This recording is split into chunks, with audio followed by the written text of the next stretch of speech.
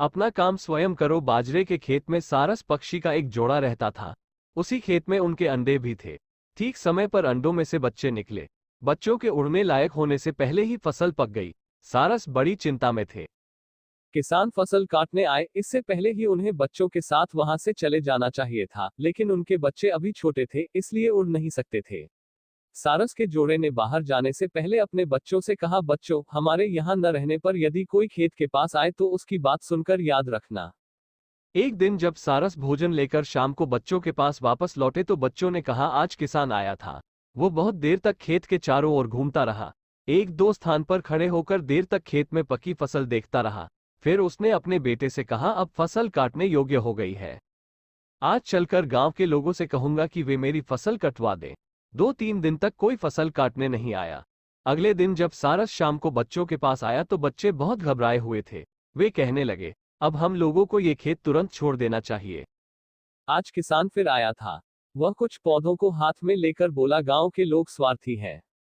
वे मेरी फसल कटवाने का कोई प्रबंध नहीं कर सकते। कल मैं अपने भाइयों को भेजकर फसल कटवा दूंगा। सारस बच्चों के पास निर्भय होकर बैठा और बोला, बच्चों, अभी फसल नहीं कटेगी। 2-4 दिन में तुम लोग ठीक ठीक उड़ने लगोगे। अभी डरने की आवश्यकता नहीं है। कई दिन बीत गए। सारस के बच्चे उड़ने लगे थे और निर्भय हो गए थे। एक दिन शाम को वे सारस से कहने लगे, किसान हम लोगों को झूठ मूठ डराता रहता है।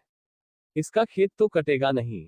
वह आज फिर आया था और अपने बेटों से कह रहा था कि बेटा, मेरे भाइयों ने भी मेरी बात नहीं सुनी। सब बहाना बनाते हैं। मेरी फसल का अन्न सूख कर झड़ रहा है। कल सुबह हम स्वयं आएंगे और फसल काटेंगे। सारस घबराकर बोला, चलो जल्दी करो, अभी अंधेरा नहीं हुआ है। दूसरे स्थान पर उड़ चलो। कल फसल अवश्य कट जाएगी। बच्चे बोले, क्यों, ऐसा क्यों? सारस ने कहा, बच्चों, किसान जब तक गांव वालों और भाइयों के भरोसे था, फसल कटने की कहीं कोई आशा नहीं थी। जो दूसरों के भरोसे कोई काम छोड़ता है उसका काम नहीं होता, लेकिन जब कोई अपना काम स्वयं करने को तैयार होता है तब उसका काम नहीं रुकता।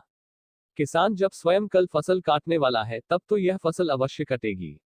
सारस अपने बच्चों को लेकर तुरंत सुरक्षित स्थान की तरफ उड़ चला।